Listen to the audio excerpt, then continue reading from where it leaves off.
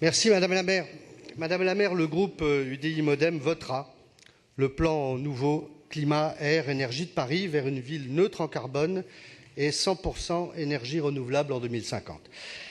D'habitude, c'est vrai, dans nos débats organisés, nos interventions sont construites, organisées pour annoncer à la fin quelle sera la position de notre groupe politique. Mais sincèrement, pouvons-nous nous offrir le luxe d'attendre une minute de plus, une seconde de plus, un discours de plus, alors que la maison brûle, que tous les indicateurs sont au rouge, que la planète a battu en 2016 son 3e record annuel consécutif de chaleur, particulièrement accentué en ville par le béton et l'asphalte, qui nous fait atteindre certains jours le seuil de chaleur létale, alors que le CO2, le méthane et le protoxyde d'azote ont dépassé leur plus haut niveau depuis 800 000 ans, alors que le niveau des océans ne cesse de monter, alors que nous vivons au quotidien des événements météorologiques extrêmes, y compris à Paris récemment avec la crue de la Seine, alors que jamais autant d'espèces n'ont été menacées,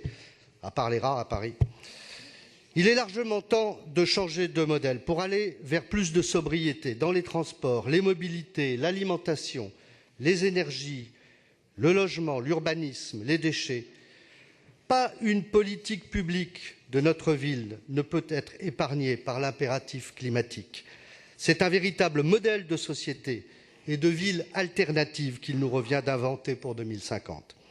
Nous partageons tous, je crois, ici ce constat et nous voulons tous mettre en œuvre, sans attendre, les solutions existantes pour contenir la hausse des températures, sortir des énergies fossiles, développer les énergies renouvelables à Paris, protéger l'environnement et la nature, encourager les mouvements globaux à l'échelle métropolitaine, bien sûr, mais aussi régionale, nationale, internationale, soutenir la diplomatie climatique dans laquelle Paris exerce déjà et doit continuer à exercer une influence majeure. Madame la maire, nous partageons donc le constat et les objectifs à atteindre. Et enfin, 2050 est le bon horizon. Bon horizon parce qu'il y a urgence. Mais permettez-moi, pour conclure, d'insister sur la lucidité et le réalisme du calendrier des actions à mettre en œuvre pour faire de Paris en 2050 une ville neutre en carbone, vivant à 100% d'énergie renouvelable.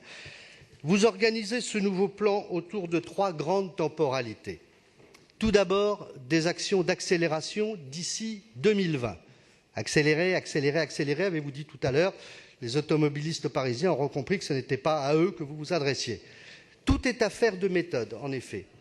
Et il ne peut y avoir d'accélération en termes de politique publique que si la concertation et la pédagogie sont installées préalablement, en particulier en matière de mobilité.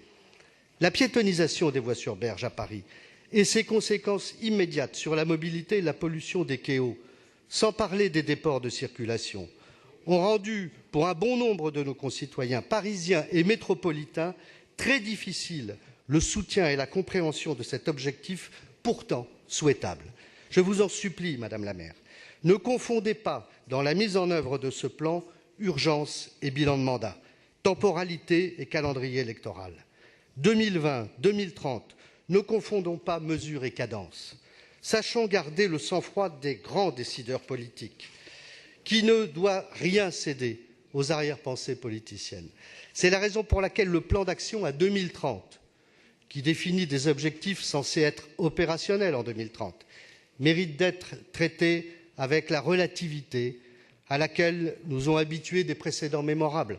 Par exemple, la loi de 2015 sur la transition énergétique qui prévoyait de ramener de 75% à 50% d'ici 2025 la part de l'atome dans la production d'électricité française. Un objectif fixé après des mois d'âpres débats. Finalement, le ministre de l'Environnement, et pas des moindres, a reconnu qu'il serait difficile de tenir ce calendrier, évoquant la nécessité de fixer une date réaliste. Eh bien voilà, en termes de méthode, l'amendement que nous souhaitons apporter à votre nouveau plan climat, air, énergie pour 2050, sans rien sacrifier ou rogner de ces objectifs en 2050. Que 2020 et 2030, que vous avez choisis comme les 2 premiers rendez-vous temporels de sa mise en œuvre, échappent au rythme cadencé des calendriers électoraux, entraînant ces objectifs de moyen terme dans une folle farandole de promesses plus ou moins bien tenues.